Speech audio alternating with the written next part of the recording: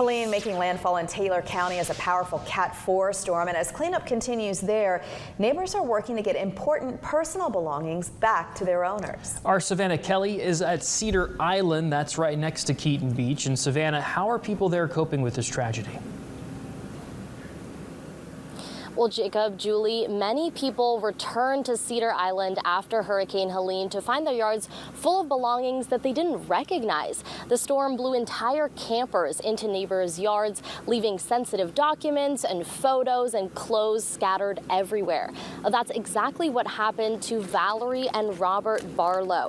Their camper ended up in a neighbor's yard. So did a briefcase with a wallet, coin collection, and tax returns. Their neighbor, Michelle, found the briefcase with the name Barlow. She never met them, so she started asking around the neighborhood. And they asked us who the Barlows are, and we said we are. That was funny because... what are the odds? Yeah. And it turned out they had found all our tax forms and everything. And some of the coin collection, and they were so happy to be able to give it back to us.